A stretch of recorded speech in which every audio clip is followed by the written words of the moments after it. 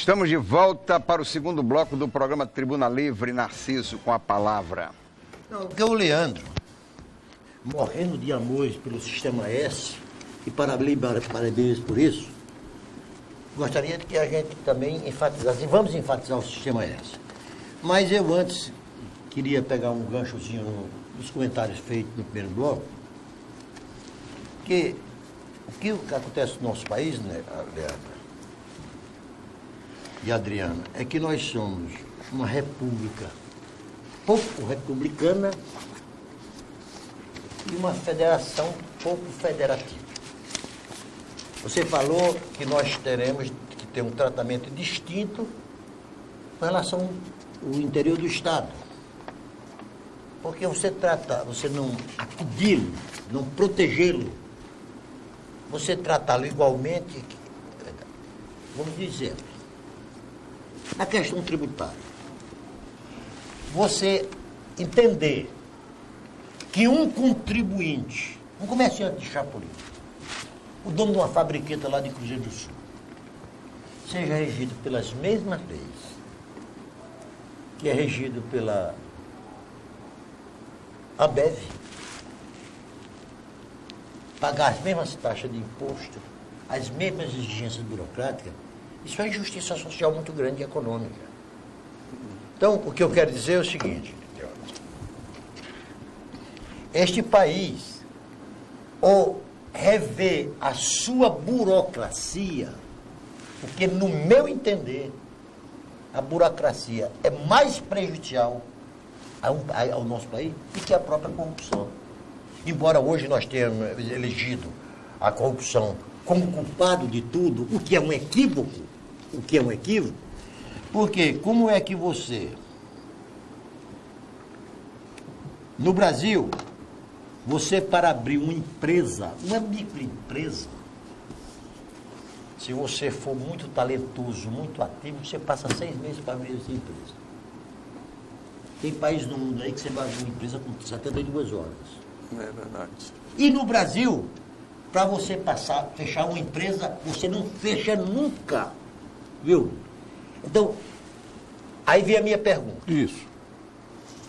E como é que anda o comércio do Acre depois desses 2 anos de brutal recessão? Ô, Narciso, antes de te responder isso, eu quero apenas me reportar um pouco no introito que você deu aí. O que me revolta muito, às vezes, como empresário, olha que eu sou um menininho ainda, mas eu já tenho uns 40 anos de comércio, que mexo aqui no comércio. A gente sempre ficou nessa expectativa, nós vivemos de expectativa, o amanhã vai ser melhor, o Acre vai ser o melhor lugar para se ganhar dinheiro, para se investir, o para se produzir. Brasil é o país do futuro. Mas o que é que acontece? O tempo vai passando e a gente vai sendo a cada vez mais exigidos. Nós aqui do norte do Brasil, por conta dessa defesa ambiental, a gente é exigido extremamente, engessam o desenvolvimento nosso e não nos dão nada em troca. Isso é que me deixa revoltado. Não é nem a questão, por exemplo, da tributária, porque do aspecto legislativo é muito difícil você criar legislação diferente, mas você pode criar incentivos fiscais para determinadas épocas.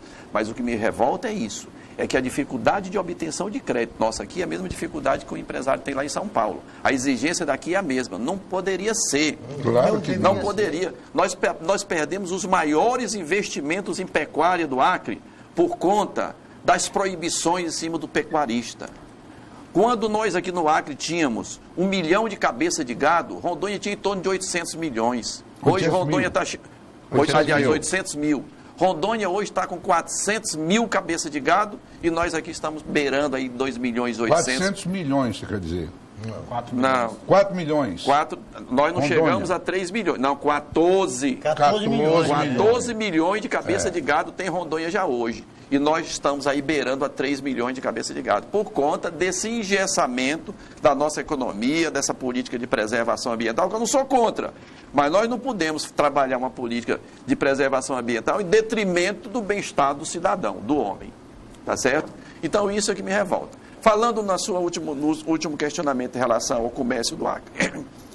Não pode estar bem, Narciso, depois de uma crise tão estupenda como nós vivemos, e que refletiu sobremaneira no comércio varejistas. Eu digo que os empresários do Acre, em sua maioria absoluta, hoje estão descapitalizados. Um grande número, se vender o que tem, não paga o que deve. E que o empresário hoje não está tirando mais nem para sua subsistência, uma grande parte dele. Tem poucas empresas no Acre que estão bem, com capital de giro trabalhando.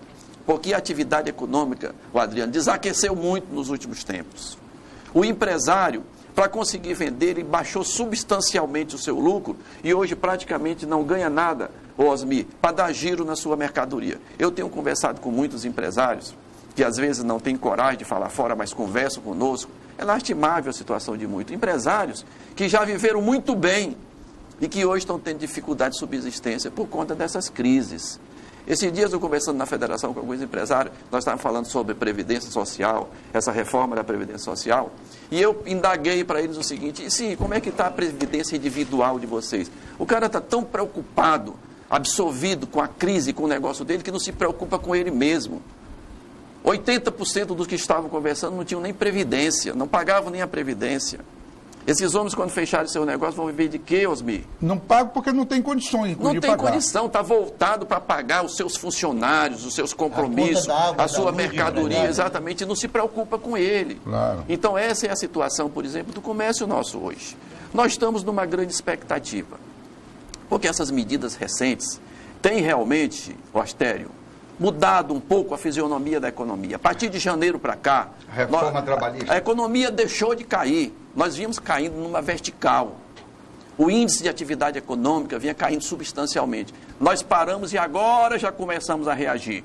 Aí nós estamos recuperando, nós estamos em fase de recuperação. Mas para a gente chegar ao patamar de 2012, nós vamos demorar muitos anos ainda. Eu vou te citar como exemplo o setor automobilístico, que eu atuo. Hoje, o mercado aqui está operando em torno de 45% do que operava em 2012. Brincadeira, né? Não é à toa que 5 concessionárias fecharam aqui no Acre. Nós vivemos um momento de expansão. Nós chegamos a ter 17 marcas de automóveis operando no mercado de Rio Branco. 5 fecharam. Uma disse que vai reabrir agora, por conta da crise. Então, a nossa concessionária, por exemplo, sempre foi líder em venda aqui. Hoje nós estamos vendendo 50% do que vendíamos em 2012. E não temos absolutamente nenhuma expectativa de que num curto espaço de tempo a gente possa voltar àquele patamar. Vai demorar muito tempo. Então o que é que o empresário tem que fazer? Aí vem aquela questão que o Adriano sempre comenta, gestão. O Adriano fala muito isso, eu acho muito interessante.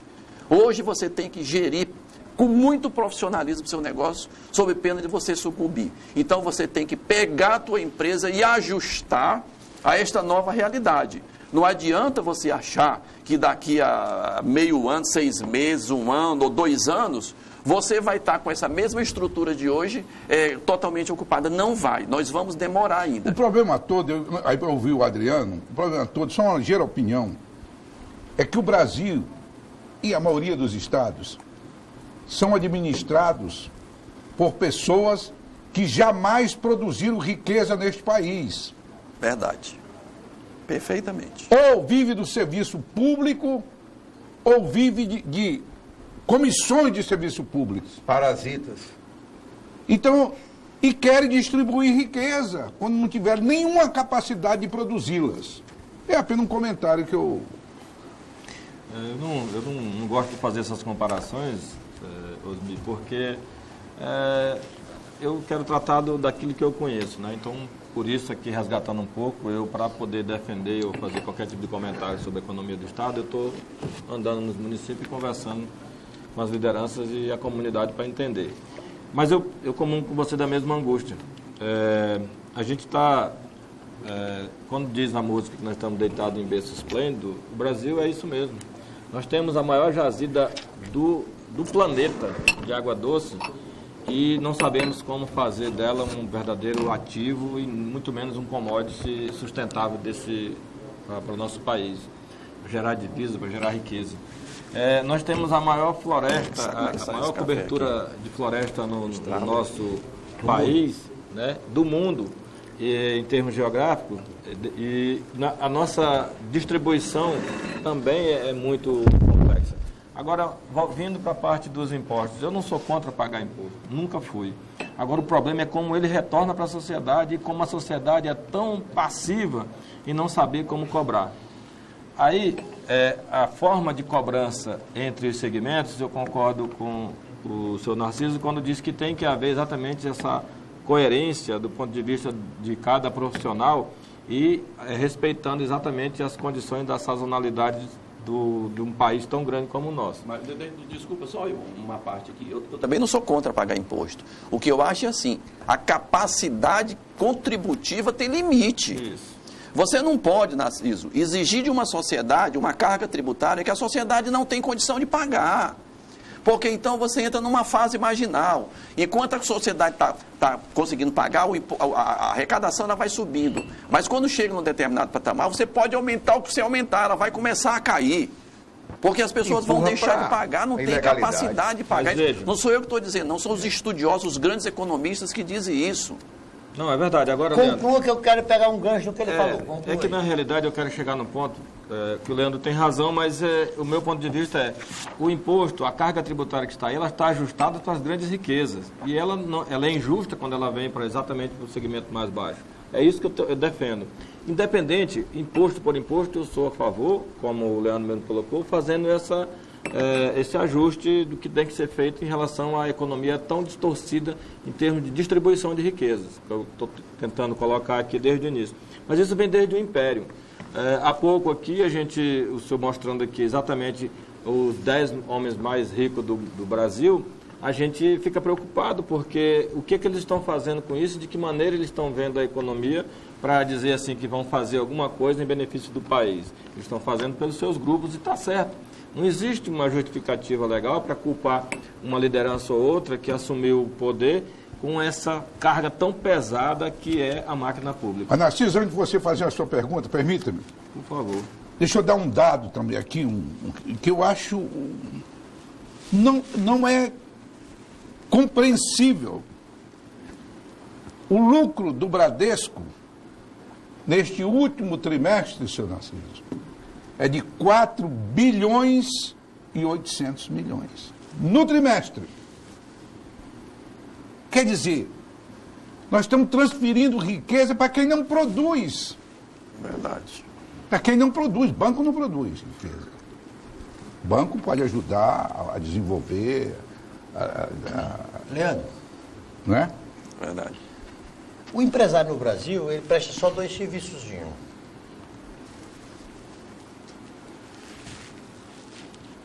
Maior gerador de emprego